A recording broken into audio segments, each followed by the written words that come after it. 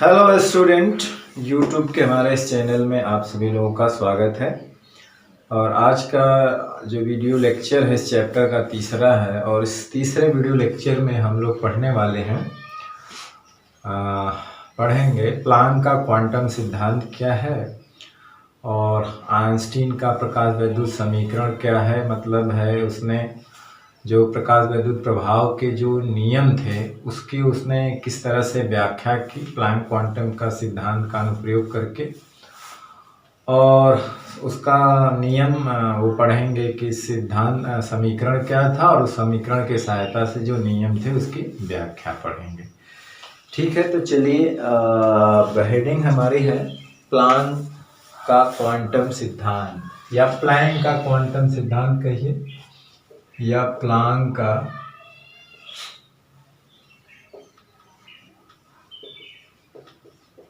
Quantum सिद्धांत principal. जी ठीक है ना, प्लैंक का जो है क्वांटम सिद्धांत।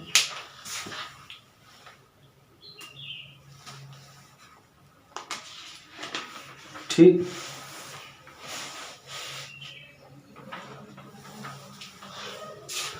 तो हमको आज ये पढ़ना है प्लैंक का क्वांटम सिद्धांत। और दूसरे वीडियो लेक्चर में हमने जब जो भी चीज़ पढ़ा था वह हमने ऐसे ही लिख दिया था कि मतलब कार्यफलन W बराबर h न्यू 0 और जो दहली आवृत्ति न्यू 0, दहली तरंग लैम्डा d0। ठीक है ना, तो उस चीज़ को आज हम लोग समझेंगे, आज हम उसको क्लियर करेंगे, है ना, कि h न्यू असल में क्या होता है। तो ये प्लैंक के क्वांटम सिद्धांत से आया है और h जहाँ पे प्लैंक नियतांक था और न्यू जो है लाइट की फ्रीक्वेंसी है। तो प्लैंक ने असल में बताया था कि जो लाइट है वो पार्टिकल की तरह बिहेव जो उसका होता है वो पार्टिकल की तरह होता है, यानी कि फोटॉन के रूप में होता है।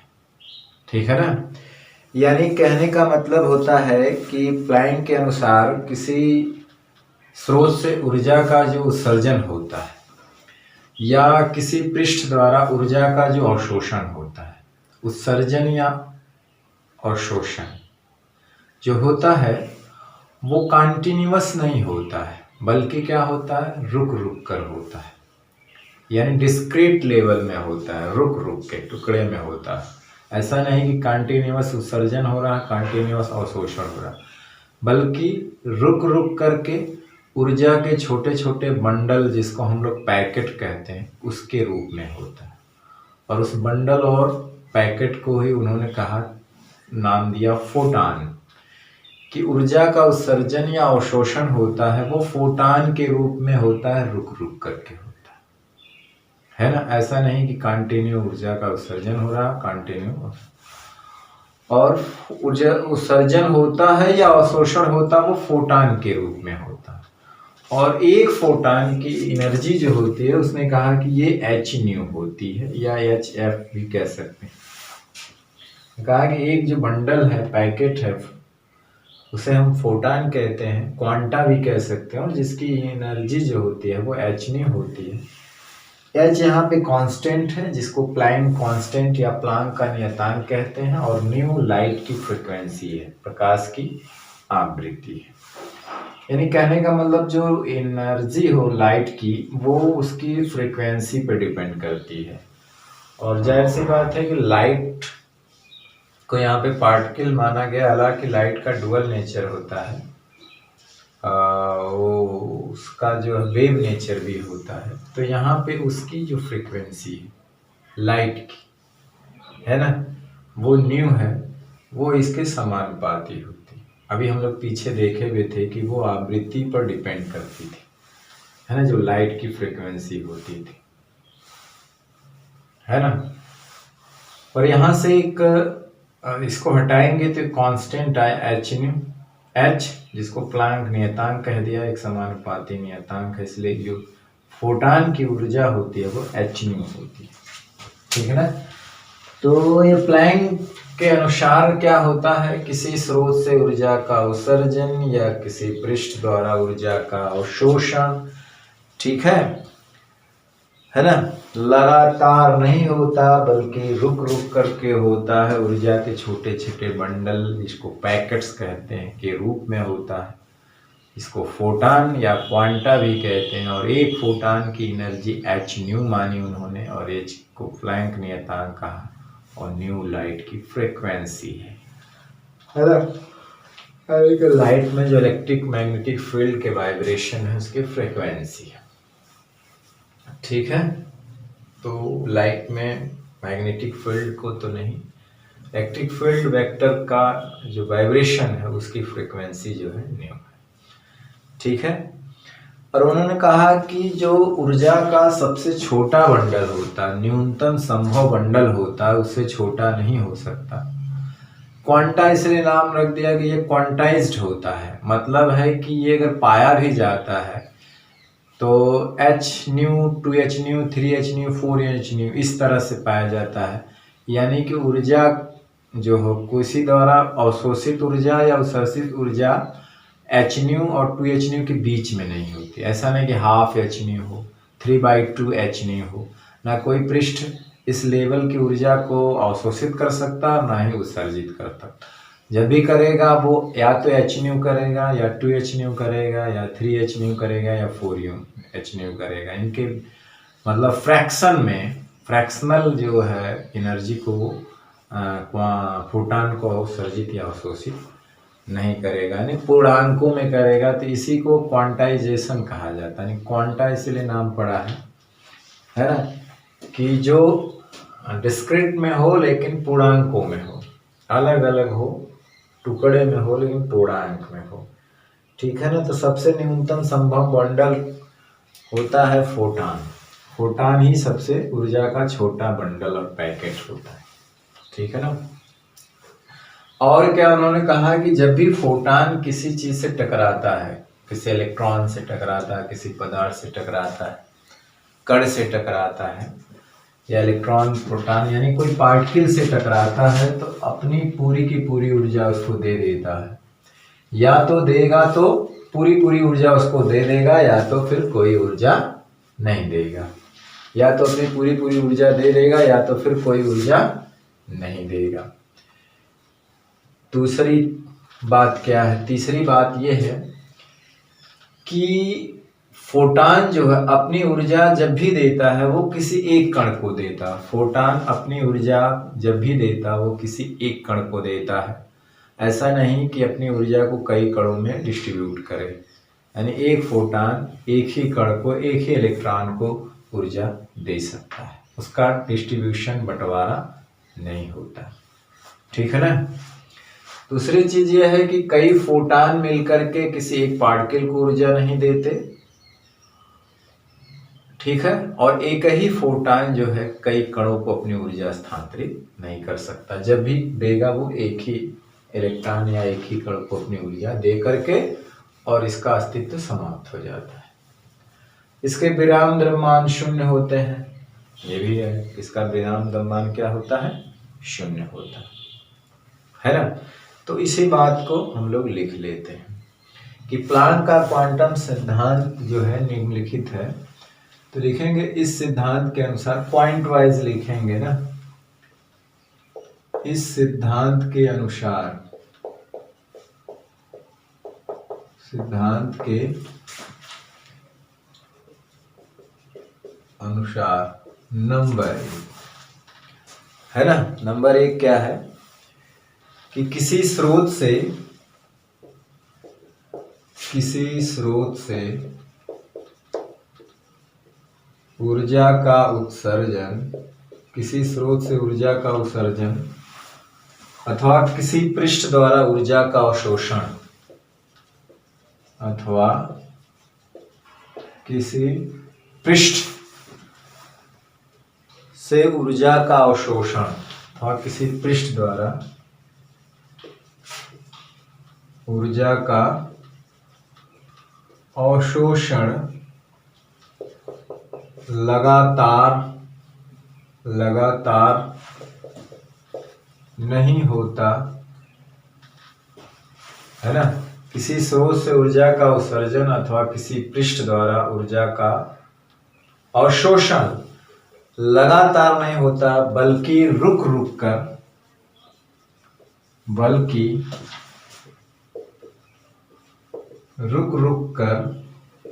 मतलब रुक रुक कर होता है, कंटिन्यू नहीं होता, रुक रुक कर ऊर्जा के छोटे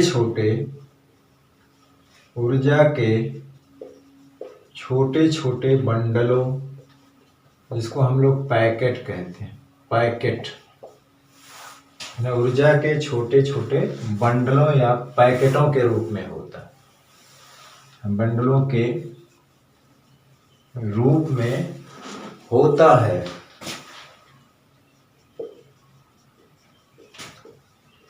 इस बंडल या पैकेट को ही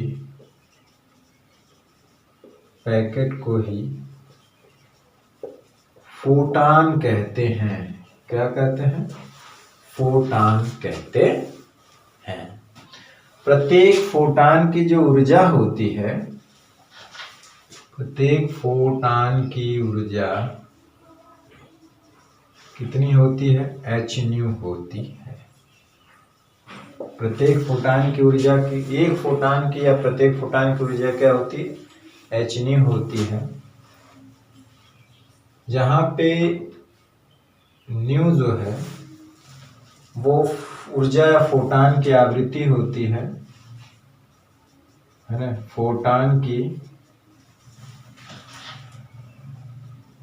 आवृत्ति है, तथा h जो है वो प्लांक नियतांक है, प्लांक नियतांक है, या इसी को प्लैंक भी कहते हैं। प्लांक पढ़िए या प्लैंक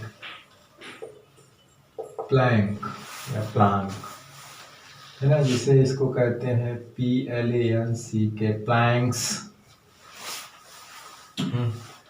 ठीक है। तो एक फोटान की जो ऊर्जा होती है, फोटान की ऊर्जा जिसको हम E कहेंगे, वो h न्यू होती है। और आवृत्ति को हम लोग ऐसे भी लिख सकते हैं, यहाँ न्यू बराबर क्या होता है? c/λ। c उसी फोटान की चाल है या लाइट की चाल, न्यू आवृत्ति है और लैम्डा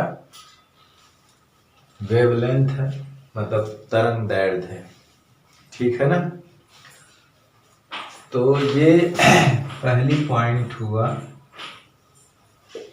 ठीक है। इस बात को प्लैंक ने कहा कि लाइट का उत्सर्जन या अवशोषण कंटिन्यूअस नहीं होता, बल्कि टुकड़ों में होता है, छोटे छोटे बंडल में होता है, पैकेट में होता है ना, जिसको ही हम लोग फोटान नाम दिया गया। जिसको उसने क्या कहा? फोटान। उसने कहा कि हर एक फोटान की ऊर्जा h न्यू होती है, जहां न्यू उस ऊर्जा फोटान की फ्रीक्वेंसी है और h उसका नियतांक प्लैंक कहा। ये कांस्टेंट है जो उसके नाम पे प्लैंक नियतांक हो गया। ठीक है ना।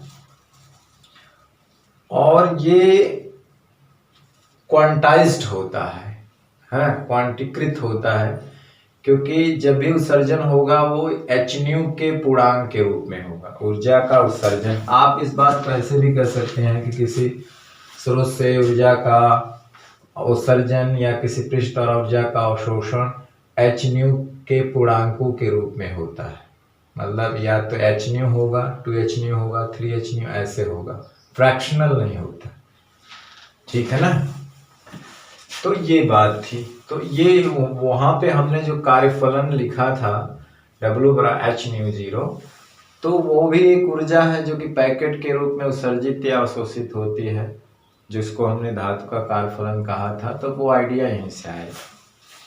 अब ये फोटान ही एक तरह से ऊर्जा का सबसे न्यूनतम संभव बंडल होता है। जैसे कि इलेक्ट्रॉन जो होता है वो, जिसको मूल आवेश कहते हैं, यही सबसे छोटा न्यूनतम आवेश होता है ना। उसी तरह से फोटान ही ऊर्जा का सबसे छोटा न्यूनतम कण होता है, एक तरह से बंडल होता है, पैकेट। इससे छोटा ऊर्जा का कण या बंडल पैकेट्स नहीं होता है। ठीक है ना। तो दूसरी बात हम लोग यही लिखेंगे कि फोटान ऊर्जा का, फोटान जो है ऊर्जा का न्यूनतम संभव बंडल होता है, न्यूनतम संभव बंडल होता है, इससे छोटा संभव नहीं होता है ना। तीसरी बात ये हम लिख लेते हैं कि क्या होता है, इसकी प्रॉपर्टी क्या होती है फोटॉन्स की। फोटॉन्स की ये प्रॉपर्टी होती है एक तरह से कि किसी भी कण से या तो टकराएगा तो पूरी की पूरी ऊर्जा उसको दे देगा, या तो कोई ऊर्जा नहीं देगा। तीसरी बात हम लिखते हैं कि फोटॉन किसी कण से टकराता है तो अपनी संपूर्ण ऊर्जा, मतलब फोटॉन किसी कण से टकराता है तो वो अपनी संपूर्ण ऊर्जा कण को दे देता है, अपनी संपूर्ण ऊर्जा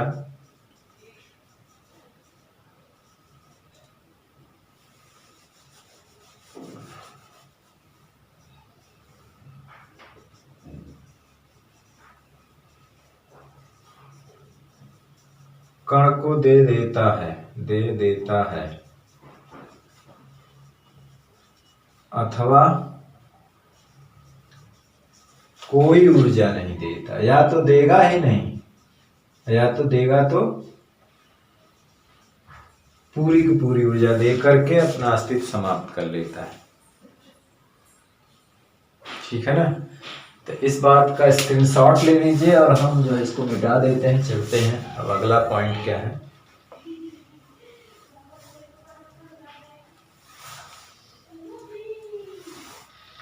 चलिए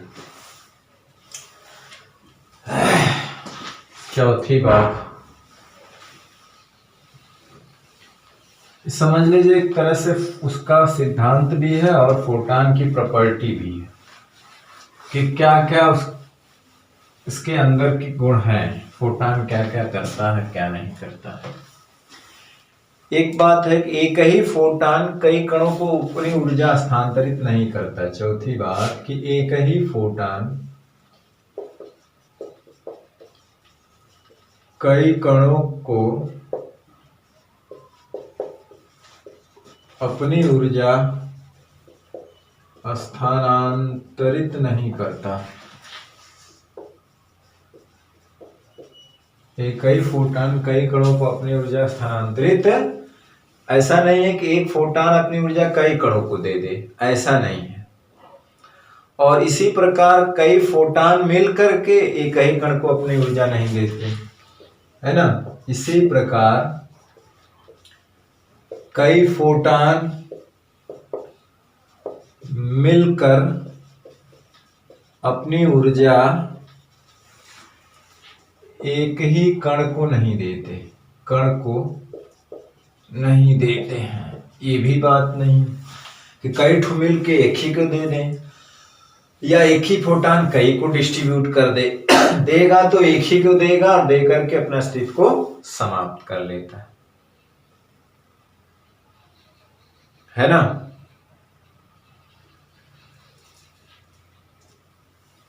और पांचवी बात हम लिख सकते हैं कि फोटॉन का जो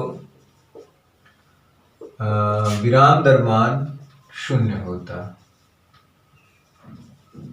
द्रव्यमान शून्य होता, मतलब इस विराम फॉर्म में वो फोटॉन ऊर्जा के फॉर्म में जब होता है तो उस समय उसका द्रव्यमान 0 होता है, तो विराम द्रव्यमान शून्य होता है ना। रेस्ट मास जो है वो 0 होता है और फोटॉन उदासीन कण होता है। फोटॉन क्या है, उदासीन कण होता है, एक तरह से पार्टिकल की बात हो रहा, फोटॉन है ना, पार्टिकल नेचर है ना लाइट का। तो फोटॉन एक उदासीन कण होता है, इस पे इलेक्ट्रिक और मैग्नेटिक फील्ड का कोई प्रभाव नहीं पड़ता है। इस पर इलेक्ट्रिक और मैग्नेटिक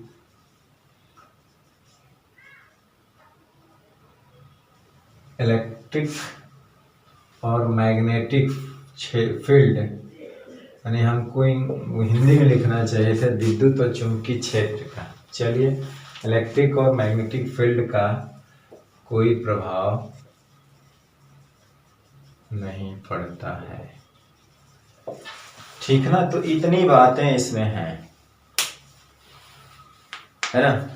फोटान प्रकाश की चाल से चलता है ना। गतिज अवस्था में फोटान की ऊर्जा के कारण उसमें जो द्रव्यमान होता है उसे फोटान का गतिज द्रव्यमान कहते हैं। तो ये सारी चीजें इसमें आएंगी, ठीक है ना। चाहे तो उसको भी लिख सकते हैं कि विराम द्रव्यमान तो शून्य होता है फोटान का, गतिज द्रव्यमान शून्य नहीं होता। फोटान प्रकाश की चाल से चलते हैं, है ना। फोटान प्रकाश की चाल से चलते हैं, ठीक है, प्रकाश की चाल से चलते हैं। गतिज अवस्था में फोटान की ऊर्जा के कारण, है ना, गतिज अवस्था में फोटान की ऊर्जा के कारण इसमें जो द्रव्यमान होता है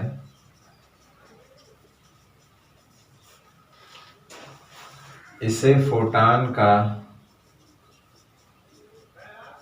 गतिज द्रव्यमान कहते हैं, गतिज द्रव्यमान कहते हैं, ठीक।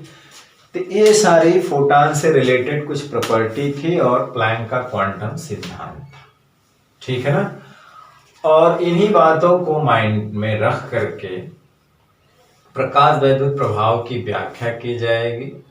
आइंस्टीन इसी को माइंड में रख करके अपना एक प्रकाश वैद्युत समीकरण देंगे, और उस समीकरण 1905 में उन्होंने दिया था, अभी आगे चर्चा होगी, और 1921 में उन्हें इस बात के लिए नोबेल पुरस्कार मिला था। इसके क्षेत्र में मिल्टन ने भी काम किया था, उसने आवेश का परिमाण मापा था, उनको भी 1923 में नोबेल मिला था, ठीक है।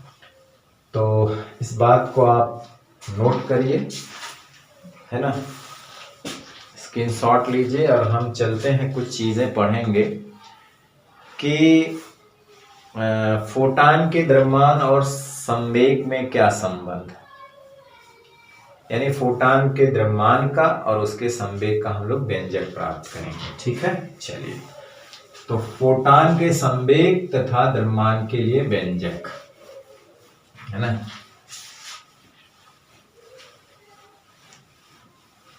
तो ये था प्लैंक का क्वांटम सिद्धांत, ठीक है ना। और इसमें था फोटान के कुछ गुण कि फोटान की प्रॉपर्टी क्या शो करता है, ठीक है। हेडिंग क्या है, हेडिंग हमारी है फोटान के द्रव्यमान तथा संवेग का व्यंजक। फोटान के द्रव्यमान तथा संवेग का व्यंजक, है ना। फोटान के द्रव्यमान तथा संवेग का व्यंजक, है ना, फार्मूला, सूत्र, एक्सप्रेशन, ठीक है। तो हम जानते हैं कि प्लैंक क्वांटम सिद्धांत के अनुसार फोटान की ऊर्जा क्या होती है। प्लैंक क्वांटम सिद्धांत के अनुसार फोटान की ऊर्जा होती है एच न्यू। ऐसा पता है कि एच न्यू होती है, या इसी को हम लोग लिखते हैं एच सी अपॉन लैम्डा, क्योंकि न्यू बराबर होता है सी अपॉन लैम्डा, ठीक। आइंस्टीन के द्रव्यमान ऊर्जा संबंध के अनुसार, आइंस्टीन के द्रव्यमान ऊर्जा संबंध के अनुसार ऊर्जा क्या होती है, E बराबर mc², E बड़ा mc²। ठीक है ना। में E ऊर्जा है, E क्या है, ऊर्जा है, C ऊर्जा की चाल है, यानी वही प्रकाश की चाल है, प्रकाश की क्या है, चाल है, और m ऊर्जा के तुल्य द्रव्यमान है। m जो है इस ऊर्जा के तुल्य क्या है, द्रव्यमान है, इक्विवेलेंट मास है ना, एनर्जी के इक्विवेलेंट मास। ठीक, यदि द्रव्यमान ऊर्जा संबंध में ई फोटान की ऊर्जा व्यक्त करें, अगर इसी बात को लिखें कि यदि द्रव्यमान ऊर्जा संबंध में, इस संबंध में ई जो है, यहाँ पे जो है ई फोटान की ऊर्जा हो, ई फोटान की ऊर्जा व्यक्त करे, मतलब अगर यहाँ पे ई फोटान की ऊर्जा व्यक्त करे तो यम जो है, यहाँ पे जो यम है वो फोटान का क्या प्राप्त करेगा, द्रव्यमान। तो यम फोटान का द्रव्यमान तथा m गुणे c जो है फोटान का संवेग व्यक्त करेगा, फोटान का संवेग व्यक्त करेगा। तो यम अगर फोटान का द्रव्यमान है तो mc फोटान का संवेग p व्यक्त करेगा, वही संवेग p। तो फोटान का द्रव्यमान क्या हो जाएगा, अतः फोटान का जो है द्रव्यमान जो है, अगर यहां से देखें m बराबर तो E बटे c², E बटे c² आएगा, और यहां से देखा जाए तो E बराबर होता है hν बटे c², और इसको लिख सकते हैं hc अपन लैम्डा गुणे c², एक सी कट जाएगा, तो m बराबर क्या हो जाएगा, h बटे लैम्डा c, h बटे लैम्डा c लैम्डा। ठीक है, इस बात को नोट करिए। तो यम के इतने फार्मूले बनेंगे अगर ये फोटान की ऊर्जा को व्यक्त कर रहा है, तो जाहिर सी बात है यम फोटान का द्रव्यमान होगा और c जो होगा फोटान की चाल होगी, यानी ऊर्जा की चाल होगी, यानी कि प्रकाश की चाल होगी, और यम गुणे c कर देंगे तो फोटान का क्या हो जाएगा, संवेग हो जाएगा। तो फोटान का संवेग, इसको मिटा दिया जाए, है ना। तो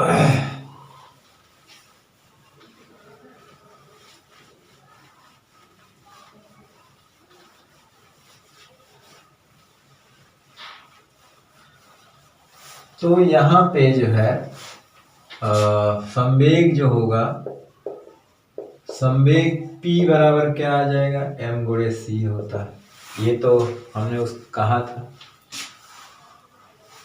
अब देखें यहां से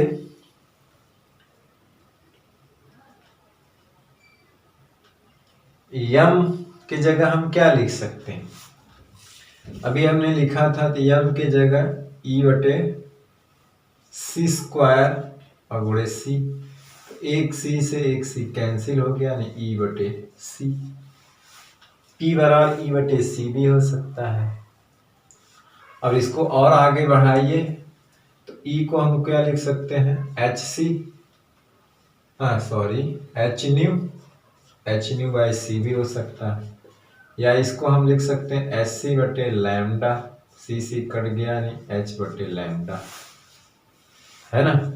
तो ये सारे शुद्ध संवेग के होंगे, P बराबर hν बाई c, P बराबर h बाई लैम्डा, P बराबर E बाई c और P बराबर m इंटू c। तो ये संवेग और द्रव्यमान के कुछ फार्मूले हमने यहाँ पे दिखाए फोटान के। तो ये है फोटान का संवेग, और इसके पहले हमने जो लिखा था वो था फोटान का द्रव्यमान। ठीक। तो ये याद रखिएगा, फोटान का संवेग h/λ h/c होता है, E/c होता है, m/c होता है। और द्रव्यमान का ही हमने देखा था, E/c² h/c² और h/c⁻। ठीक है। अब हम लोग जो है वो आइंस्टीन का प्रकाश वैद्युत समीकरण जो है उसके बारे में चर्चा करेंगे।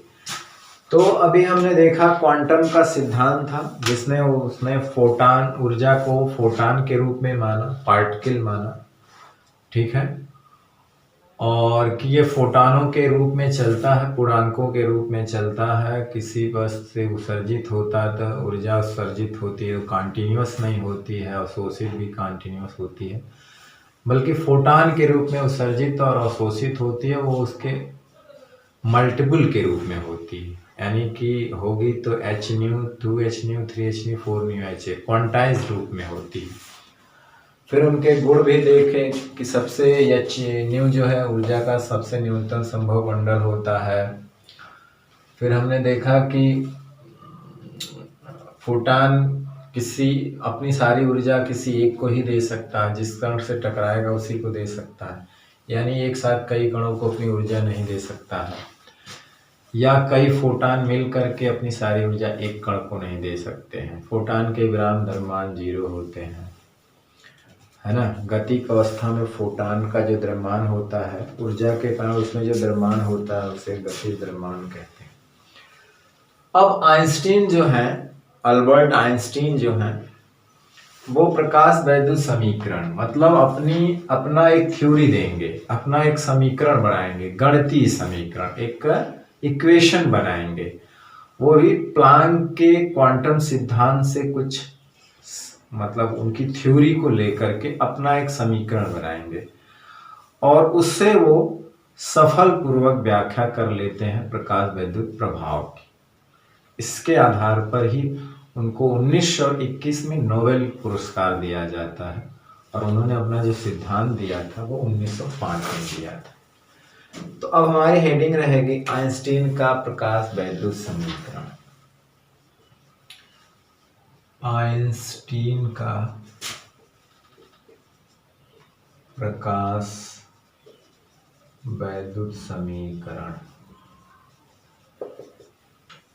या आइंस्टीन के प्रकाश वैद्युत प्रभाव का समीकरण। ठीक है ना। तो आइंस्टीन ने प्लांक क्वांटम सिद्धांत के आधार पर प्रकाश के वैद्युत प्रभाव के गुणों की गणितीय व्याख्या किया था। आइंस्टीन ने प्लांक क्वांटम सिद्धांत के आधार पर प्रकाश वैद्युत प्रभाव का गणितीय के प्रभाव का प्रकाश वैद्युत प्रभाव का गणितीय व्याख्या किया था, गणितीय व्याख्या किया था और एक संबंध स्थापित किया था, है ना, जिसे आइंस्टीन का प्रकाश वैद्युत समीकरण कहते हैं। और आइंस्टीन ने कहा कि जब कोई ऊर्जा यानी hν टाइप की फोटान, या जब कोई एक फोटान जिसकी ऊर्जा hν होती है, जब किसी पदार्थ पे टकराता है तो वो अपनी पूरी की पूरी ऊर्जा उस धातु के तल पे मान लेते हैं टकराता है, तो अपनी पूरी की पूरी ऊर्जा धातु के किसी एक कण को, इलेक्ट्रॉन को ट्रांसफर कर देता है और अपना अस्तित्व समाप्त कर देता है। ठीक है। अपना अस्तित्व क्या कर लेता है? समाप्त कर लेता है। यानी पूरी की पूरी ऊर्जा जो है मुक्त इलेक्ट्रॉन जो होते हैं धातु के तल पे टकराता है तो किसी एक इलेक्ट्रॉन को देता और उसका स्वयं का अस्तित्व समाप्त हो जाता। अब ये ऊर्जा जो फोटॉन इलेक्ट्रॉन को देता है, मुक्त इलेक्ट्रॉन को देता, वो दो तरह से यूज होती है। एक तो ऊर्जा का कुछ भाग जो होता है प्रकाश वैद्युत कार्य फलन के रूप में उस इलेक्ट्रॉन को अंदर से सतह तक लाने में खर्च हो जाता है। hν ऊर्जा का कुछ पार्ट उस इलेक्ट्रॉन को अंदर से, धातु के तल के अंदर से सतह तक लाने में क्या हो जाता है? खर्च हो जाता है, जिसको हम लोग कार्यफलन कहते हैं। धातु का क्या कहते हैं? कार्यफलन, जिसको W से दिखाते हैं। शेष ऊर्जा जो बचती है वो इलेक्ट्रॉन जो बाहर आता है वो ऊर्जा उसके गतिज ऊर्जा के रूप में व्यय होती है। यानी शेष ऊर्जा से वो किसी वेग से मूव करता है, यानी कि उसको गतिज ऊर्जा के रूप में प्राप्त होती है। उसी वेग से वो जाकर किसी अन्य चीज से टकराता है। ठीक है ना। तो इस आधार पे जो कहने का मतलब है कि जो HNu टाइप की गिरती है ऊर्जा, किसी सतह पे टकराता है HNu आवृत्ति का फोटॉन, तो वो दो तरह से खर्च होता है। एक तो इलेक्ट्रॉन के मैक्सिमम काइनेटिक एनर्जी या काइनेटिक एनर्जी में, और एक तो उसके कार्यफलन में, है ना, उसको अंदर से सतह तक लाने में खर्च हो जाता है। तो यहां से देखें तो हमें मिलता है काइनेटिक एनर्जी बराबर जो होता है HNu माइनस W। तो यही प्रकाश वैद्युत समीकरण होता है, या इसको हम लोग ऐसे भी लिख सकते हैं, हाफ mv मैक्स स्क्वायर, या इसी को हम लोग ये भी लिख सकते हैं, या इसी को HNu और W को हम लोग क्या लिखते हैं HNu0, है ना, या इसी को हम लोग लिख सकते हैं H कॉमन ले लें, या HC बाई लैम्डा या HC बाई लैम्डा नॉट। तो ये प्रकाश वैद्युत समीकरण उन्होंने दिया, और इसके सहायता से हम प्रकाश वैद्युत प्रभाव का जो नियम था उसकी व्याख्या वो बहुत ही आसानी से सफलतापूर्वक करते हैं, है ना। और 1921 में इसके लिए उन्हें जो है नोबेल पुरस्कार दिया जाता है। तो 1905 में उन्होंने अपना ये समीकरण दिया था। ठीक है, अभी हम लोग यहाँ पे आते हैं बहुत सिंपल लैंग्वेज में, है ना। चलिए,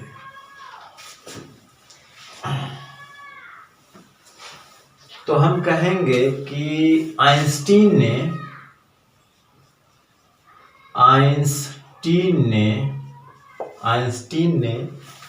प्लांक क्वांटम सिद्धांत के आधार पे प्लांक क्वांटम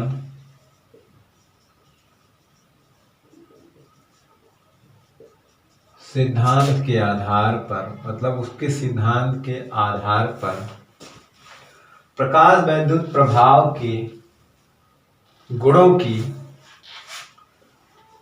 प्रकाश वैद्युत प्रभाव के गुणों की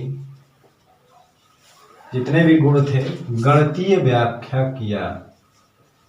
गणितीय व्याख्या मतलब आंशिक रूप से थ्योरेटिकली बताया, कोई एक्सपेरिमेंटल प्रूफ नहीं दिया, बल्कि एक समीकरण सूत्र दिया, गणितीय व्याख्या किया मतलब, ठीक है ना। तथा एक संबंध स्थापित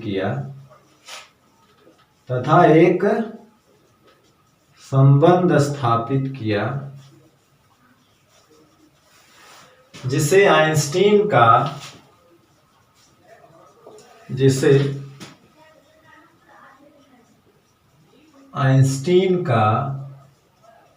प्रकाश वैद्युत समीकरण कहते हैं। प्रकाश वैद्युत समीकरण कहते, जिसे आइंस्टीन का प्रकाश वैद्युत समीकरण कहते।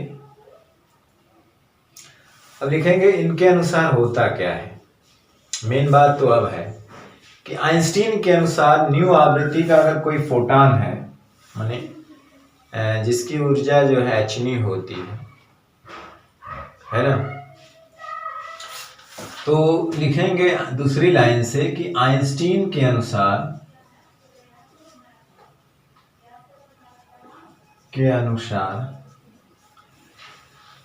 HNu ऊर्जा का कोई फोटॉन, अब जान रहे हैं न्यू क्या है, या न्यू आवृत्ति का कोई फोटॉन, है ना, जैसे भी लिखें HNu ऊर्जा का कोई फोटॉन, HNu ऊर्जा का कोई फोटॉन जब किसी धातु के तल से टकराता है या किसी धातु के तल पर गिरता है, कोई फोटॉन जब धातु की सतह पर गिरता तो क्या होता है, hν ऊर्जा का कोई फोटान जब धातु की सतह पे गिरता है तो क्या होता है ना, तो वह अपनी संपूर्ण ऊर्जा, तो वह अपनी संपूर्ण ऊर्जा यानी hν के मुक्त इलेक्ट्रॉनों में से, धातु के मुक्त इलेक्ट्रॉनों में से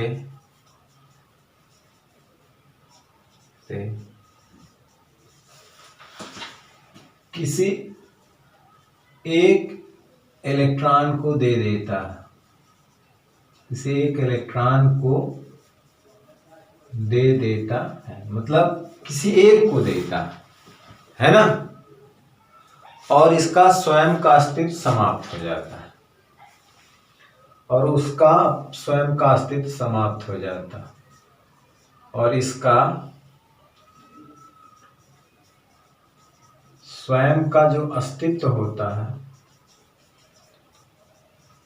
समाप्त हो जाता है। स्वयं का अस्तित्व क्या होता है, समाप्त हो जाता है, मतलब देता खत्म। अब ये ऊर्जा दो प्रकार से व्यय होती है, यह ऊर्जा जो होती है वो दो प्रकार से व्यय होती है। कितने प्रकार से, दो प्रकार से, ठीक है ना। यानी कि उसके अनुसार hν ऊर्जा का या ν आवृत्ति का कोई फोटान किसी धातु के तल से टकराता है, ठीक, तो धातु के सभी मुक्त इलेक्ट्रॉनों में से वो किसी एक इलेक्ट्रॉन को अपनी पूरी की पूरी ऊर्जा दे देता है। जिस पॉइंट कहाँ से आया था, क्वांटम सिद्धांत से, मतलब प्लैंक के क्वांटम सिद्धांत, ठीक है, और स्वयं का अस्तित्व समाप्त कर लेता है। अब वो ऊर्जा दो तरह से लॉस होती है, एक तो मुक्त इलेक्ट्रॉन को धातु के भीतर से सतह तक आने में यानी कार्य फलन के रूप में, और जो शेष ऊर्जा होती है वो मुक्त इलेक्ट्रॉन के अधिकतम गतिज ऊर्जा के रूप में यानी E के हाफ mv मैक्स स्क्वायर के रूप में, ठीक। ये बात उन्होंने स्पष्ट रूप से ऐसे मुजबानी कही, कोई एक्सपेरिमेंटल इसका प्रूफ नहीं, एक गणित का सूत्र दिया था, इसको समीकरण कहते हैं और व्याख्या आराम से हो जाती है। तो आप इसका जो है स्क्रीनशॉट ले लीजिए, इसे नोट करिए, हम इसका जो है इसको मिटा करके उस बात को लिखते हैं कि दो प्रकार से जो व्यय होती है। तो नंबर 1 कहाँ होती है और नंबर 2 कहाँ होती है।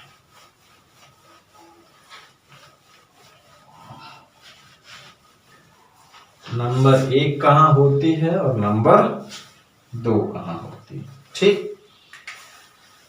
तो पहला कहाँ होती है, पहला होती है कि इलेक्ट्रॉन को धातु के बाहर, धातु से बाहर,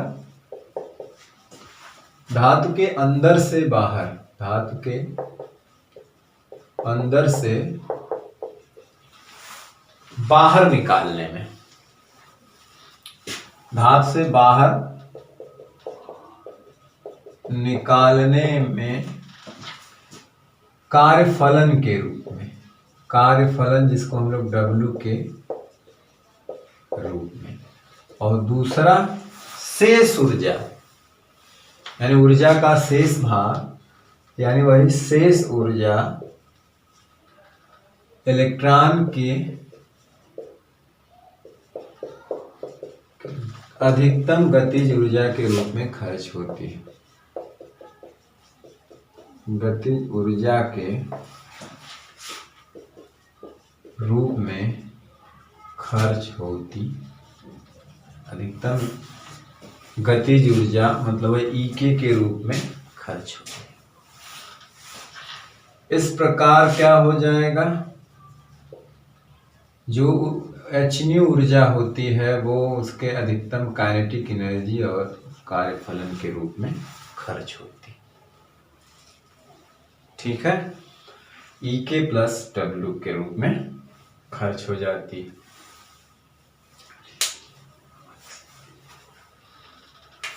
अब यहां से क्या है, अधिकतम काइनेटिक एनर्जी को इस साइड लीजिए, H उसको इधर ले आइए तो hν माइनस W हो गया।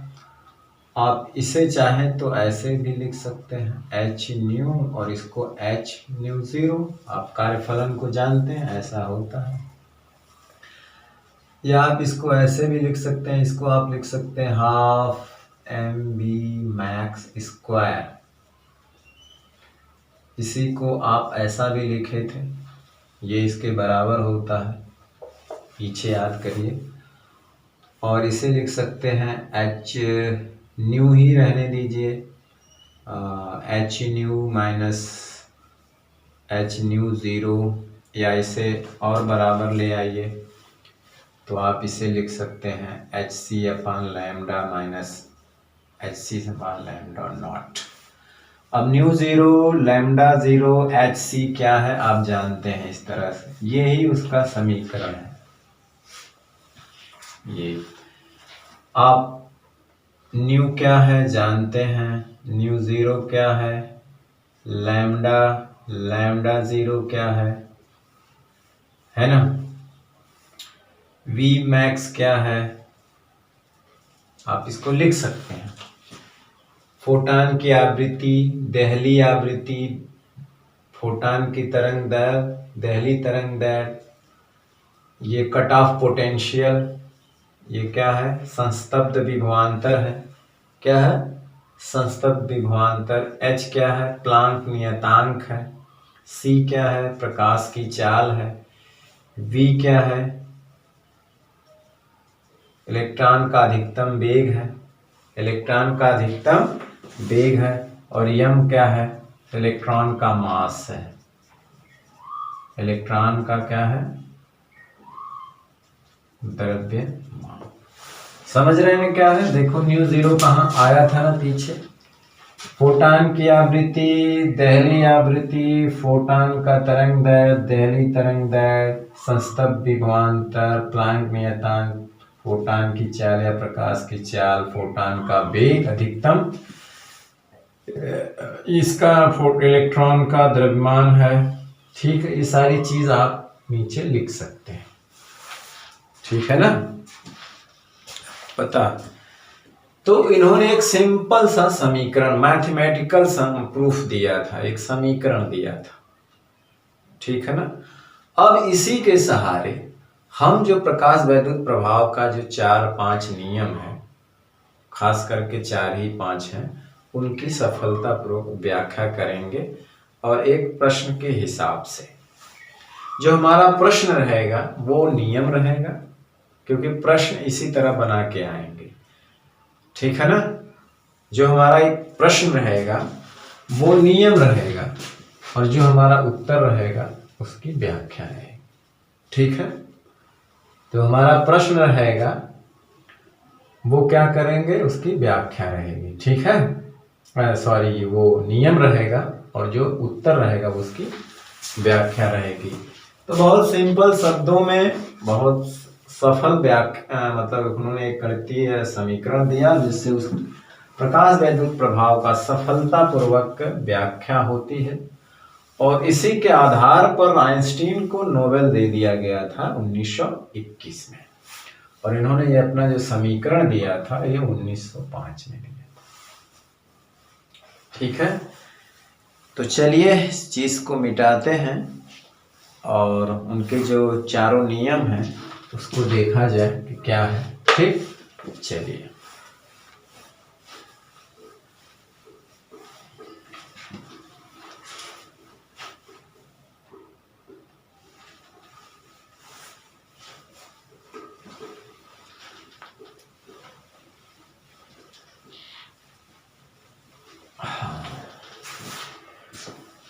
तो आप प्रश्न भी समझिए, पहला नियम भी समझिए हालांकि इसमें 6 हमने लिखवाए थे, लेकिन इसमें मुख्य रूप से 4 ही हैं। 4 की ज़्यादा व्याख्या करना है, स्पष्ट 4-5 है, तो हम नियम भी लिखते हैं और यहाँ प्रश्न भी रहेगा। तो प्रकाश वैद्युत प्रभाव के नियम की व्याख्या। प्रकाश वैद्युत प्रभाव के नियम की आइंस्टीन के समीकरण द्वारा व्याख्या। आइंस्टीन के समीकरण द्वारा व्याख्या। ठीक है ना। तो नियम 1 एक तरह से कह लीजिए कि ये नियम 1 है, और ये एक तरह से क्वेश्चन भी है ना। नियम है और क्वेश्चन के रूप में है, ठीक है ना।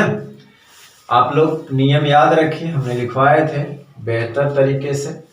तो पहला नियम क्या था, हमने ये प्रश्न आ सकता है कि आइंस्टीन के प्रकाश वैद्युत समीकरण से सिद्ध कीजिए कि आपतित प्रकाश की तीव्रता बढ़ाने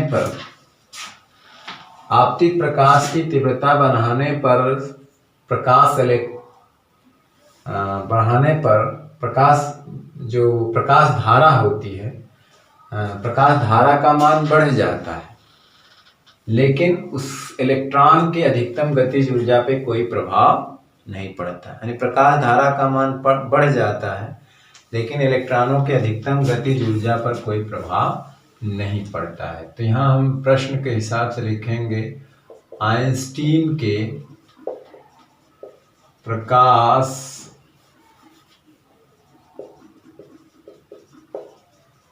वैद्युत समीकरण से सिद्ध कीजिए। अब ये नियम है, क्या सिद्ध कीजिए कि आपतित प्रकाश की तीव्रता बढ़ाने पर आपतित प्रकाश की तीव्रता बढ़ाने पर, है ना, आपतित प्रकाश की तीव्रता बढ़ाने पर प्रकाश धारा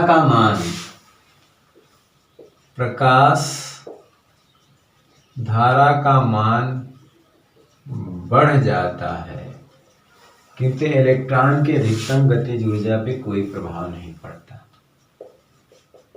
किंतु ये नियम भी है, किंतु इलेक्ट्रॉन के दोनों एक ही में हो गया, हमने 1-2 करके निकाला था, 2 एक में हो गया, किंतु इलेक्ट्रॉन के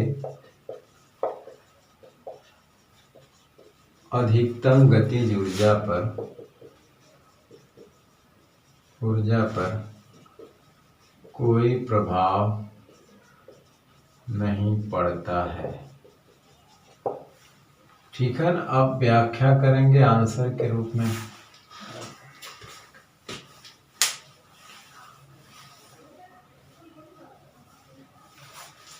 ठीक, तो व्याख्या क्या है, आंसर क्या है कि धातु के तल पर आपतित प्रकाश की अगर हम तीव्रता बढ़ाते हैं, तो एक्सपेरिमेंटली क्या है, हमने देखा था कि धारा का मान बढ़ जाता है, अधिकतम गतिज ऊर्जा पे कोई प्रभाव नहीं पड़ता।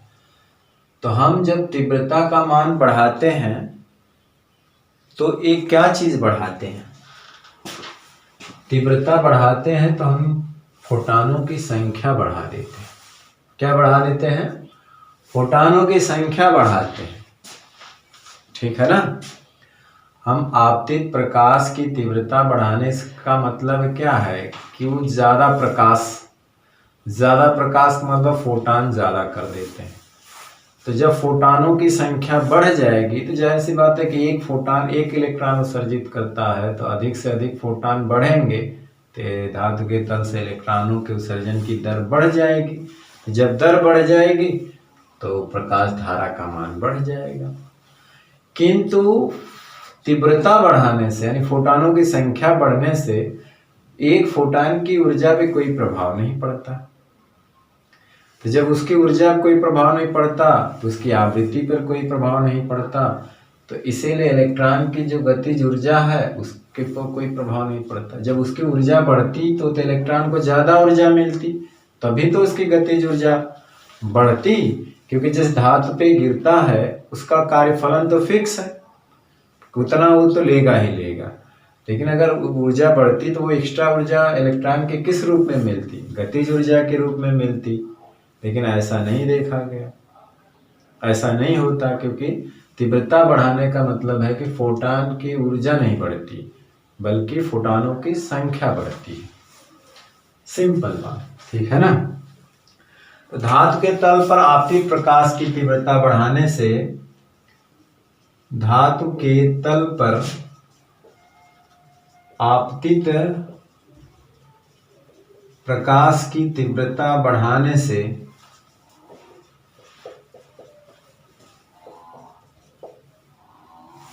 से क्या होता है, या बढ़ाने पर आपतित फोटॉनों की संख्या बढ़ जाती है। आपतित फोटॉनों की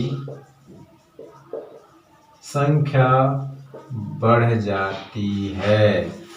तो अधिक संख्या में फोटॉन बढ़ गए तो क्या होता कि धातु के तल से इलेक्ट्रॉनों की संख्या, उत्सर्जन की दर बढ़ जाती है। किंतु प्रत्येक फोटॉन की ऊर्जा में कोई प्रभाव नहीं पड़ता, है ना। बढ़ जाती है, यहीं पे लिख देंगे कि किंतु प्रत्येक फोटॉन की ऊर्जा में कोई प्रभाव नहीं पड़ता, कोई प्रभाव नहीं पड़ता है। अब फोटॉनों की संख्या बढ़ जाने के कारण, फोटॉनों की संख्या बढ़ जाने के कारण धातु के तल से इलेक्ट्रॉनों के उत्सर्जन की दर बढ़ जाती है। इलेक्ट्रॉनों के उत्सर्जन की दर बढ़ जाती है। फलतः या परिणाम स्वरूप प्रकाश धारा का मान बढ़ जाता है। धारा का मान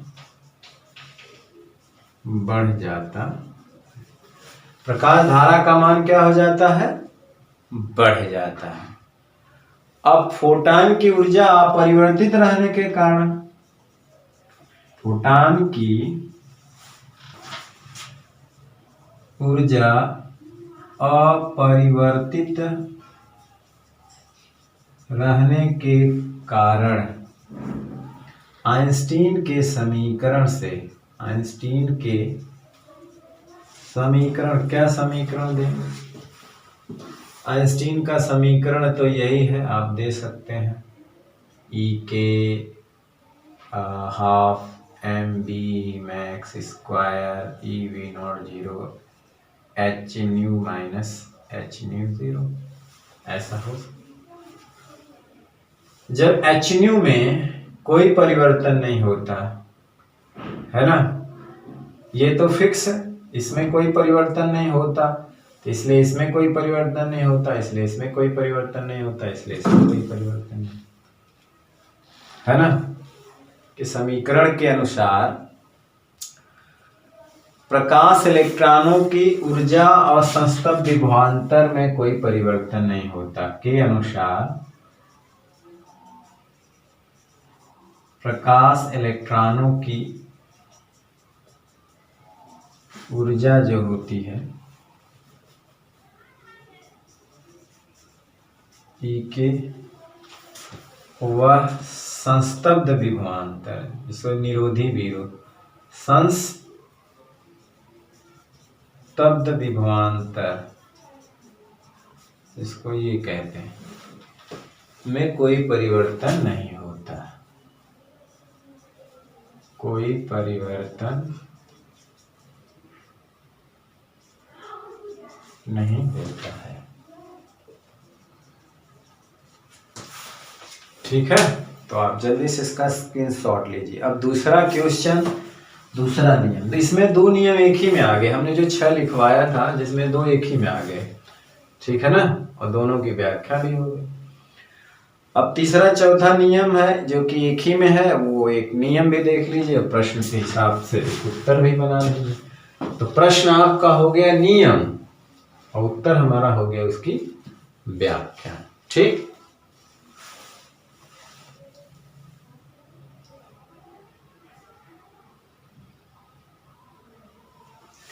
चलिए मिटा दें इसको। ओके,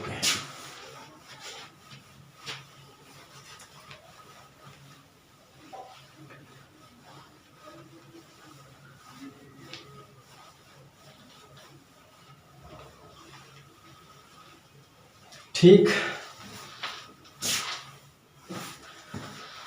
तो अब जो है दूसरा नियम दूसरा, और वो नियम जो है दूसरा, क्या कहने का मतलब है कि वो पहला दूसरा तो उसी में हो गया, तीसरा चौथा कह लीजिए इसको, एक में रहेगा, प्रश्न के हिसाब से रहेगा,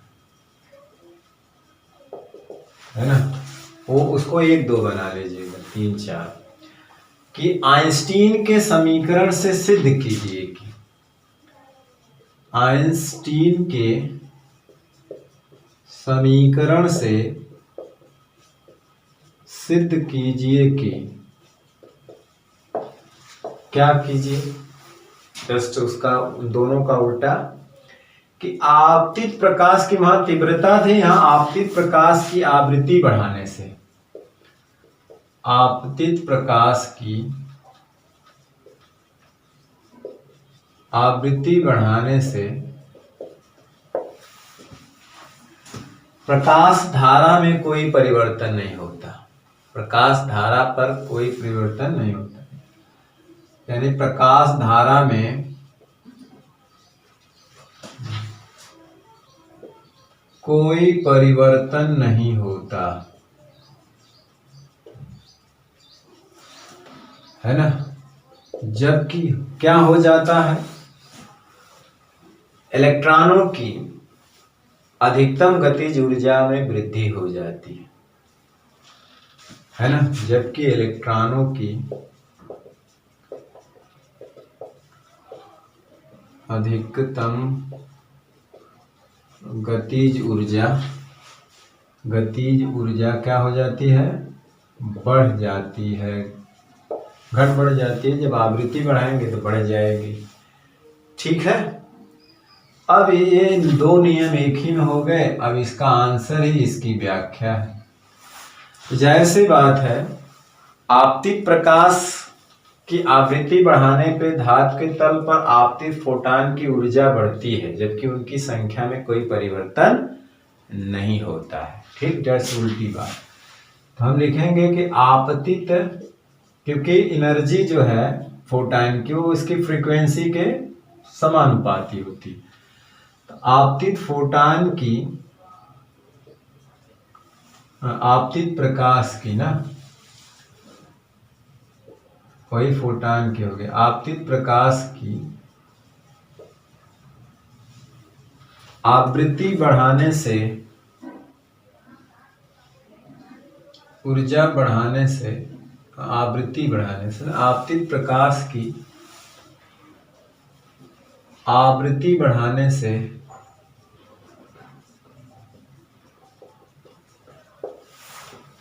है ना,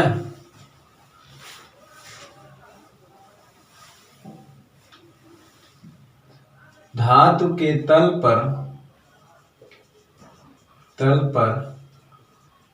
आपतित फोटानों की ऊर्जा बढ़ जाती है, आपतित फोटानों की ऊर्जा बढ़ जाती है ना, जबकि फोटानों की संख्या में कोई परिवर्तन नहीं होता, कोई परिवर्तन नहीं होता है, ठीक है ना। फोटानों की संख्या में क्या होता है, कोई परिवर्तन नहीं होता है ना।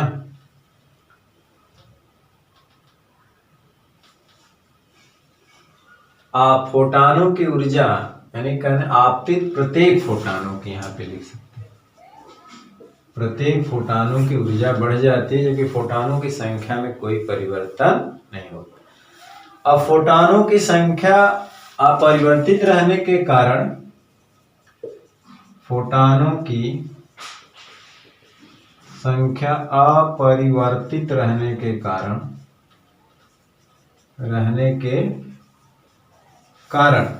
फोटानों की संख्या अपरिवर्तित रहने के कारण क्या होता है, प्रकाश धारा में कोई परिवर्तन नहीं होता। मतलब है कि धातु के तल से इलेक्ट्रॉन उत्सर्जन की दर में कोई परिवर्तन नहीं होता। फोटानों की संख्या अपरिवर्तित रहने के कारण धातु के तल से इलेक्ट्रॉनों के उत्सर्जन की दर अपरिवर्तित रहती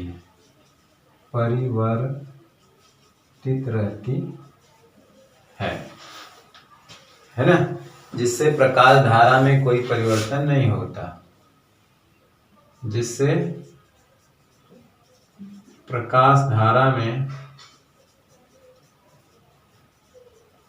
कोई परिवर्तन नहीं होता है, जिससे प्रकाश धारा में कोई परिवर्तन नहीं होता।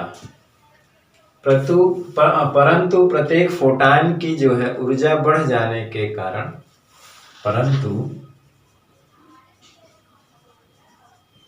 प्रत्येक फोटान की ऊर्जा बढ़ जाने के कारण, भाई आवृत्ति बढ़ जाने के कारण, वही फोटान की ऊर्जा बढ़ जाने के कारण आइंस्टीन के सूत्र के अनुसार, आइंस्टीन के सूत्र क्या है, वही E के बराबर h new minus h new 0। ये बढ़ गया, ये तो कांस्टेंट है किसी एक धातु के लिए। जब ये बढ़ जाएगा तो बड़े में से ये वाला घटाएंगे तो ये बड़ा ही आएगा ना, है ना। E के और V0 का मान बढ़ जाते हैं, E के और E का मान बढ़ जाते हैं। इसी के बराबर हम लोग ये भी लिख सकते हैं ना, कि मान बढ़ जाए। ठीक है, तो ये देखिए नियम तीसरा चौथा एक तरह से हो गया। 6-7 नियम बना सकते हैं।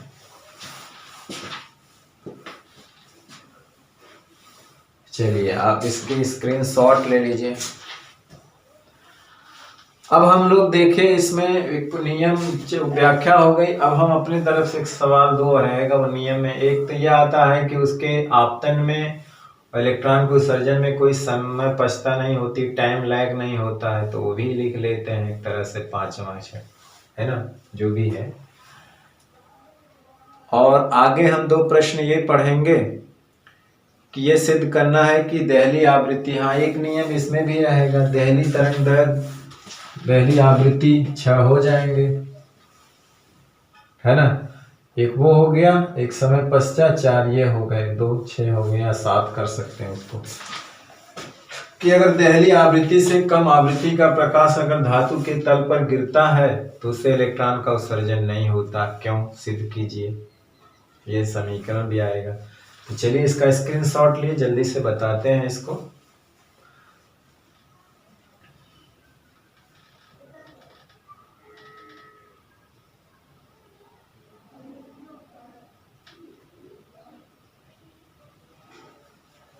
चलिए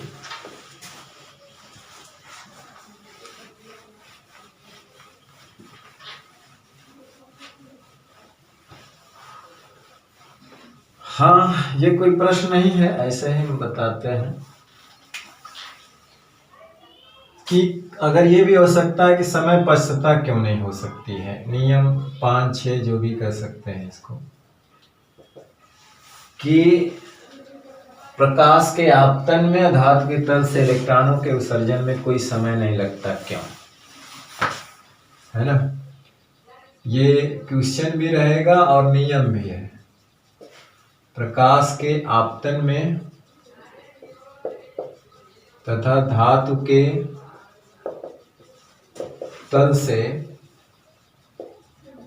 इलेक्ट्रॉन के उत्सर्जन में कोई समय नहीं लगता, कोई समय पश्चता नहीं होती, पश्चता टाइम लैग नहीं होता, कोई समय नहीं लगता, है ना, पश्चता नहीं होती।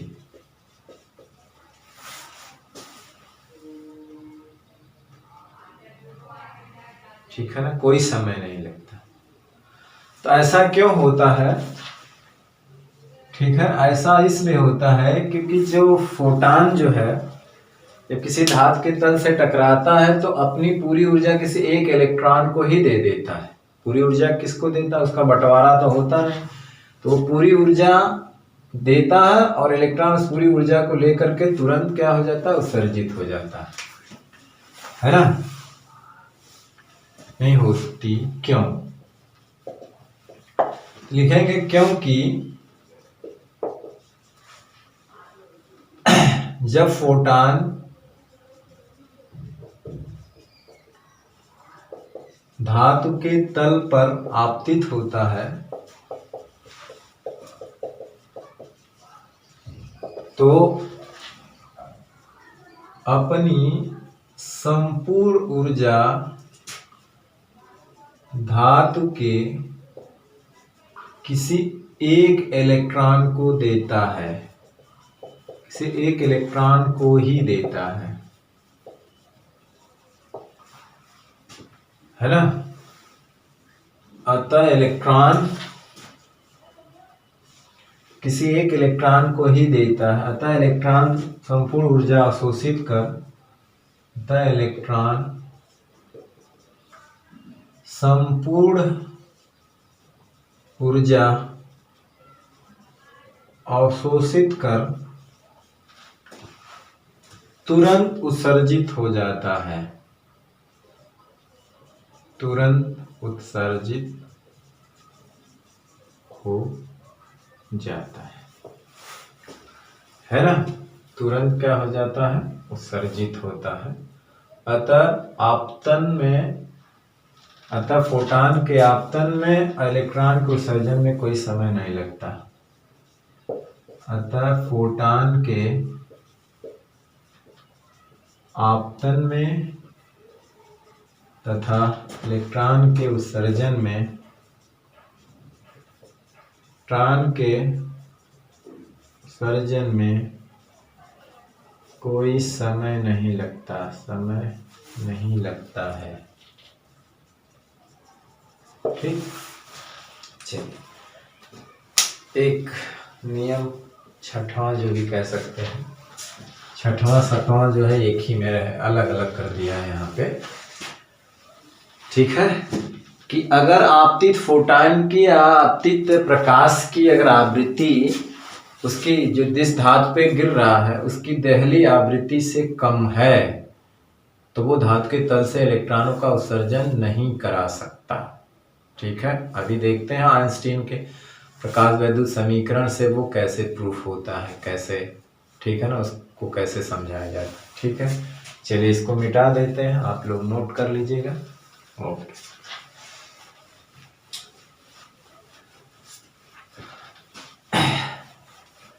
मेरे इस चैनल को देखने वाले जो व्यूअर्स हैं, स्टूडेंट्स हैं, से रिक्वेस्ट है कि जिन्होंने अब तक चैनल को सब्सक्राइब नहीं किया तो प्लीज़ सब्सक्राइब कर लें। ठीक है, और इस पे कमेंट करें कि अच्छा है, खराब है, समझ में आया कि नहीं समझ में आया। ठीक, चलिए देखते हैं क्या आगे। आप उसे नियम जो है क्या कर लीजिए, इसको नियम 6 कर लीजिए। अच्छा, और ये क्वेश्चन के रूप में है कि आइंस्टीन के प्रकाश वैद्युत समीकरण से सिद्ध कीजिए। आइंस्टीन के प्रकाश वैद्युत समीकरण से सिद्ध कीजिए। आइंस्टीन के प्रकाश वैद्युत समीकरण से सिद्ध कीजिए कि देहली आवृत्ति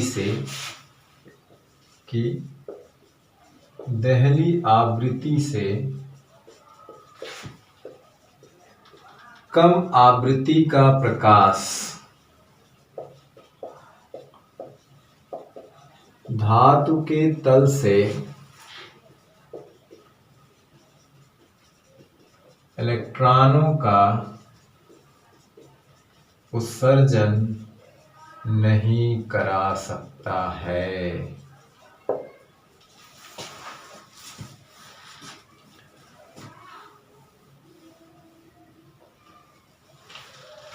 नहीं करा सकता, आंसर में क्या? अब आपतित फोटान है, आपतित प्रकाश की आवृत्ति, वही फोटान प्रकाश की आवृत्ति न्यू है, तथा देहली आवृत्ति क्या है, मान लेते हैं क्या है, न्यू 0 है। ठीक क्या है न्यू 0 है। तो जाहिर सी बात है कि यहाँ पे दिया है कि आपतित प्रकाश की आवृत्ति जो है वो देहली आवृत्ति से कम है।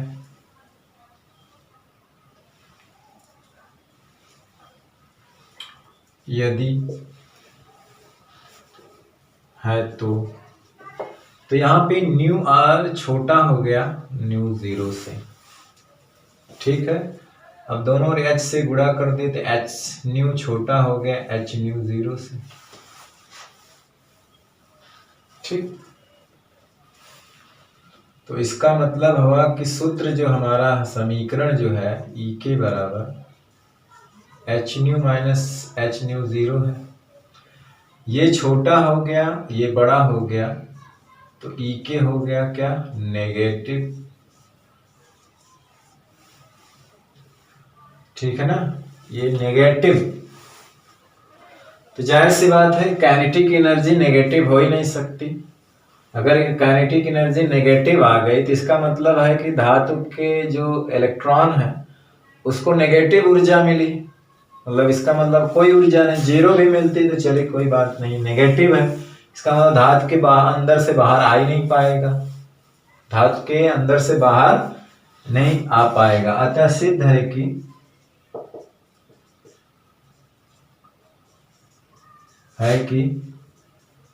धातु के तल से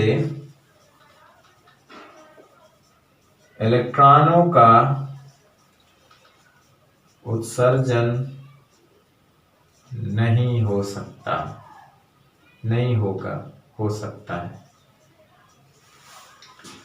ठीक है, और यही बात अगर हम कहें कि अगर आपतित प्रकाश की तरंग दैर्घ्य से, अगर आपतित प्रकाश की तरंग दैर्घ्य देहली तरंग दैर्घ्य से अधिक है तब भी नहीं हो सकता।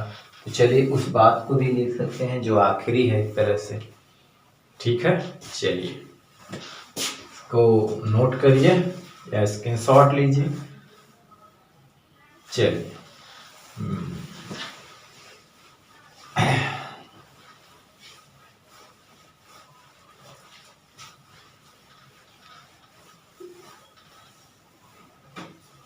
आप चाहे तो इसको नियम 7 भी कर सकते हैं। क्वेश्चन भी है, क्वेश्चन यह है कि प्रकाश वैद्युत समीकरण से सिद्ध कीजिए, प्रकाश वैद्युत समीकरण से सिद्ध कीजिए कि प्रकाश वैद्युत समीकरण से सिद्ध कीजिए कि देहली तरंग दैर्घ्य से अधिक तरंग दैर्घ्य, देहली तरंग दैर्घ्य से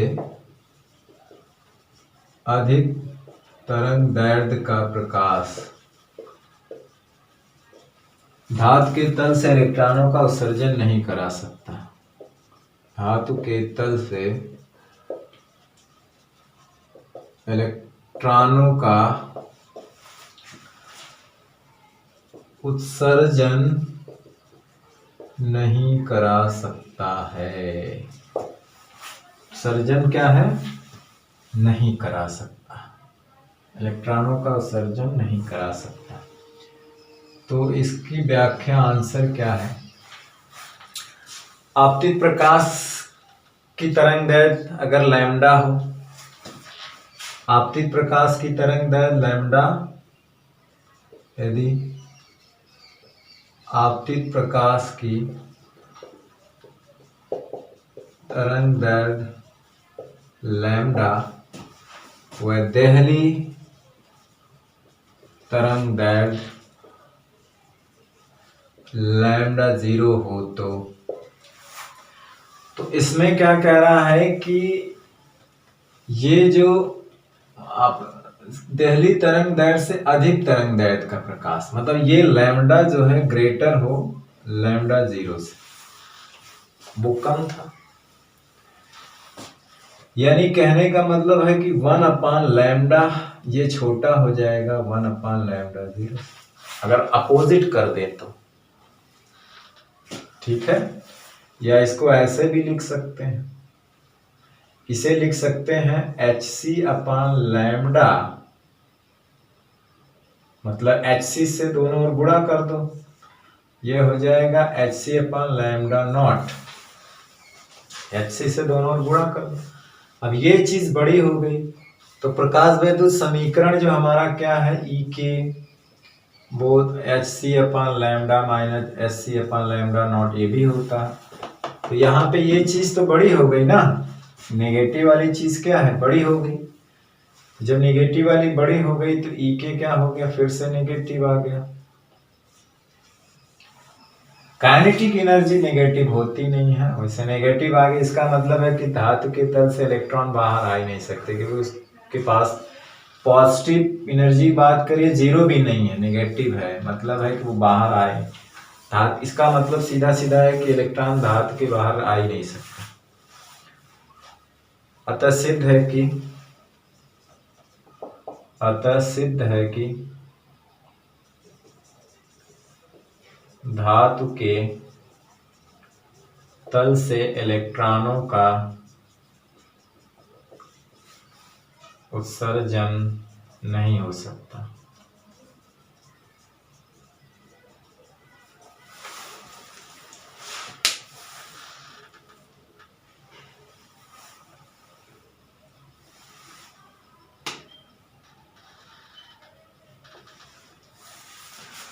अब ठीक है, तो इस तरह से हमने क्या किया कि आज देखा कि प्लांक क्वांटम सिद्धांत क्या है। उसने उस फोटान में उस फोटान का सिद्धांत दिया था। उसने लाइट को फोटान माना और पार्टिकल माना, फोटान एज ए पार्टिकल कण, और उन्होंने कहा कि ऊर्जा का जो उत्सर्जन होता है या अवशोषण होता है वो कंटिन्यूअस नहीं होता है, बल्कि पर्कट के रूप में होता है। जैसे इलेक्ट्रॉन का अवशोषण या इलेक्ट्रॉन का इमिशन जो होता है, एक तरह से कहिए उत्सर्जन, एक तरह से किसी धातु के तल से इलेक्ट्रॉनों का निकलना, इलेक्ट्रॉन का ग्रहण करना, ये इलेक्ट्रॉन जो मूल आवेश होता है उसके पूर्णांकों के रूप में होता है। उसी तरह से ऊर्जा का अवशोषण भी उत्सर्जन h के पूर्णांकों में होता है। और फोटान कहा उसने कि सबसे न्यूनतम ऊर्जा का बंडल है, इसकी ऊर्जा h होती है, जहाँ न्यू उस फोटान की या प्रकाश की आवृत्ति है, या प्लांक नियतांक। ठीक है ना, तो हमने उसको पढ़ा, उसके प्रॉपर्टी के बारे में पढ़ा। फिर हमने आइंस्टीन का जो प्रकाश वैद्युत प्रभाव का समीकरण है, उसने क्वांटम सिद्धांत के आधार पर जो दिया उसको देखा। फिर उसके आधार पर हमने जो प्रकाश वैद्युत प्रभाव के जो नियम थे उन नियमों की सफलतापूर्वक व्याख्या की थी। इसी व्याख्या के लिए उन्हें नोबेल पुरस्कार दे दिया गया। कोई एक्सपेरिमेंटल प्रूफ नहीं, गणितीय प्रूफ, वो भी बहुत अच्छे से। ठीक है, तो अब हम ये देख लेते हैं कि जो प्रकाश वैद्योत्सर्जन की व्याख्या के लिए प्रकाश का जो तरंग सिद्धांत था, यानी कि वो फेल क्यों हो गया, वो फेल क्यों हो गया। आप इसका स्क्रीनशॉट लेना चाहते तो ले सकते, कि उसका तरंग सिद्धांत समझाने में नियमों को क्यों फेल हो गया। प्रेक्षण के आधार पर जो जो प्रक्रिया आई थी, जो लेनार्ड मिल्टन ने जो एक्सपेरिमेंटली प्रेक्षण किया था लाइट गिरा करके नेगेटिव प्लेट पर, तो वो चीजें क्यों तरंग नहीं मान करके प्रकाश को नहीं प्रूफ किया जा सका, ऐसा क्यों हुआ, है ना, कि क्यों ऐसा नहीं हो पाया। तो देखिए यहाँ पे क्या है, वहाँ प्रेक्षण में ये था कि जो इलेक्ट्रॉनों की अधिकतम गतिज ऊर्जा होती है वो जो है आपतित प्रकाश की आवृत्ति पर निर्भर करती थी। तो तरंग सिद्धांत में क्या है कि हम जानते हैं कि अगर आपतित प्रकाश की हम वहां पे तीव्रता बढ़ाने से फोटान बढ़ते थे, आवृत्ति बढ़ाने से प्रत्येक फोटान की ऊर्जा बढ़ती थी, है ना। और यहाँ पे अगर हम देखें, अगर तरंग का सिद्धांत फॉलो करें, तो अगर आपतित प्रकाश की तीव्रता को बढ़ाते हैं तो उसका आयाम बढ़ जाएगा। क्या बढ़ जाएगा? आयाम। तीव्रता बढ़ाते हैं क्योंकि, ठीक है ना,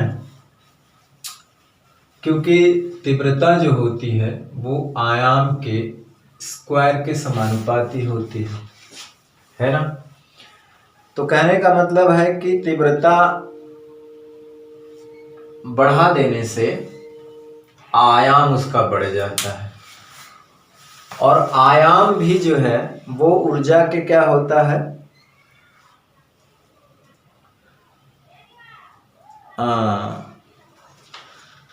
जो इलेक्ट्रॉनों द्वारा जो ऊर्जा संचित की जाएगी, कहने का मतलब इंटेंसिटी बढ़ाए तो उसका इलेक्ट्रिक फील्ड जो लाइट में होती है, मैं उसकी क्या हो जाएगा, उसका जो एम्पलीट्यूड बढ़ जाएगा।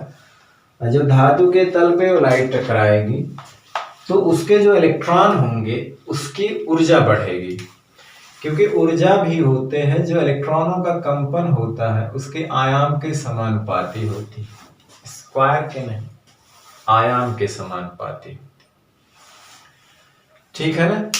तो कहने का मतलब ये हुआ कि तीव्रता बढ़ाने से, एम्पलीट्यूड बढ़ाने से इलेक्ट्रॉनों की ऊर्जा बढ़ जा रही है ना, आयाम बढ़ा तो इसके वजह से ये बढ़ गया।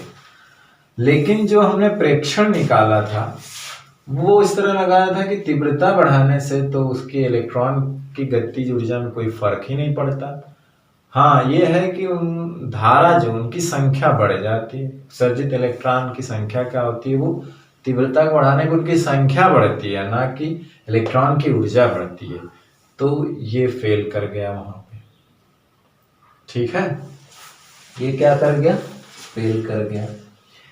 दूसरी बात ये थी कि अगर ये मान ले कि आपतित प्रकाश की तीव्रता इतनी हो कि वो धातु के तल से इलेक्ट्रॉनों को उत्सर्जन करा सके, आपतित प्रकाश की तीव्रता इतनी हो कि धातु के तल से इलेक्ट्रॉनों का उत्सर्जन कराने के लिए थोड़ा पर्याप्त हो, है ना, यानी उसको ऊर्जा प्रदान कर सके, तो उसकी आवृत्ति चाहे जो कुछ हो, है ना। तो प्रकाश की आवृत्ति चाहे जो कुछ हो वो धातु के तल से इलेक्ट्रॉनों का उत्सर्जन करा देगा, यानी कि प्रकाश की तीव्रता इतनी हो कि वो धातु के इलेक्ट्रॉनों को इतनी ऊर्जा दे कि उससे इलेक्ट्रॉन निकल सके, है ना।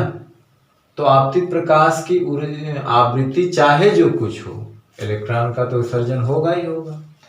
लेकिन प्रेक्षण में क्या था कि अगर प्रकाश की आवृत्ति यानी ऊर्जा, जो तरह से आवृत्ति एक निश्चित आवृत्ति से कम है तो होगा ही नहीं, उत्सर्जन क्या होगा, इलेक्ट्रॉनों का होगा ही नहीं। जबकि इसमें क्या है कि अगर कुछ इतनी तीव्रता है कि उत्सर्जन हो जाए इलेक्ट्रॉनों का, और प्रकाश की आवृत्ति चाहे जो कुछ हो, यानी कहने का मतलब है कि इलेक्ट्रॉन का जो उत्सर्जन होता है वो लाइट के फ्रीक्वेंसी पे कोई डिपेंड नहीं है एक तरह से, जबकि वहां पे फ्रीक्वेंसी पे डिपेंड करता था, है ना। एक बात और है कि उसमें कहा गया कि इलेक्ट्रॉन प्रकाश के आपतन में इलेक्ट्रॉन के उत्सर्जन में कोई समय नहीं लगता, तो क्योंकि फोटान संपूर्ण ऊर्जा किसी इलेक्ट्रॉन को देता है। और इसमें क्या होता है, तरंग सिद्धांत के अनुसार क्या होता है कि प्रकाश तरंग द्वारा जो ऊर्जा दी जाती है किसी धातु के तल पर, तो वो धातु के किसी एक इलेक्ट्रॉन को नहीं मिलती है, बल्कि समान रूप से सभी इलेक्ट्रॉनों को मिलेगी। समान रूप से क्या है, धातु में उपस्थित सभी इलेक्ट्रॉनों को वितरित होती है। प्रकाशित क्षेत्र मतलब जहां तक प्रकाश जाएगा, है ना, उस सभी इलेक्ट्रॉनों को ऊर्जा मिलेगी। तो जाहिर सी बात है ऊर्जा बट जाती है, किसी को ज्यादा मिलेगी, किसी को कम मिलेगी, है ना। तो जाहिर सी बात है ये तो छोड़िए, जब कम या ज्यादा मिलेगी यानी ऊर्जा का बंटवारा हो जाता है। अब जैसे टोटल एनर्जी जो है कहीं एक पर मिल लगे और उसी एनर्जी का बंटवारा कर दिया जाए तो दोनों में फर्क होता है। वहां पे क्या था कि फोटान की टोटल एनर्जी किसी एक को मिल जा रही है, वो लिया और तुरंत एक्टिव होकर निकल गया, और उसी एनर्जी को कई इलेक्ट्रॉनों में डिस्ट्रीब्यूट कर दिया जाए तो उनको बाहर आने में थोड़ा टाइम लगेगा ना, तुरंत नहीं आएंगे। तो ये भी प्रेक्षण का जो फैक्ट था वो भी इसके अनुरूप नहीं निकला, है ना। अगर तरंग सिद्धांत लगाएंगे तो प्रकाश के आपतन में इलेक्ट्रॉनों के निकलने में टाइम लग जाता है अगर इसका सिद्धांत लगाएं, क्योंकि जितना क्षेत्रफल प्रकाशित होता है वो ऊर्जा उस क्षेत्रफल के सभी इलेक्ट्रॉनों में जाती है, किसी एक को नहीं मिलती है, ठीक है ना। तो इसीलिए ऊर्जा को संचित करने में टाइम लग जाता है। किसी एक सारी ऊर्जा डायरेक्टली किसी एक को मिलती तो वो तुरंत एक्सेप्ट कर लेता, अब पूरे क्षेत्रफल में डिस्ट्रीब्यूट हुई तो सबके द्वारा उसको संचित करने में थोड़ा समय लगता है, और जब समय लगता है तो सर्जन होने में भी टाइम लग जाता है ना। तो ये सब रीजन था जिससे तरंग सिद्धांत फेल हो गया प्रकाश वैद्युत प्रभाव को समझाने में, है ना। यही सब फैक्ट था कि वो सफल नहीं हो पाया, तो ये है नहीं शायद, लेकिन हमने बताया कि रीजन क्या था कि क्यों वो नहीं समझा सका, ठीक है। तो आज का वीडियो लेक्चर अब यहीं समाप्त किया जाता है, और हमें आशा है कि आपको ये सारी चीज़ें जो है प्रकरण है अच्छे से समझ में आया होगा, और क्लियर कट कोई इसमें कठिनता भी नहीं थी समझाने में और न समझने में न समझने में, सब क्लियर कट था। तो मुझे आशा है, आई होप कि आप लोग इसे एंजॉय करके पढ़ेंगे और एक्सेप्ट करेंगे और इसका इस्तेमाल अपने एग्ज़ाम में करेंगे, तैयार करेंगे, अच्छा नोट बनाएंगे, ठीक है। तो आज का वीडियो लेक्चर अब यहीं समाप्त किया जाता है, और नेक्स्ट टॉपिक के साथ नए वीडियो लेक्चर में हम आपसे फिर मिलेंगे।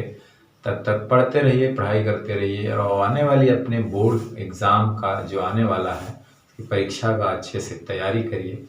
चलिए मिलते हैं अगले वीडियो लेक्चर में, तब तक पढ़ते रहिए। All the very best, thank you very much.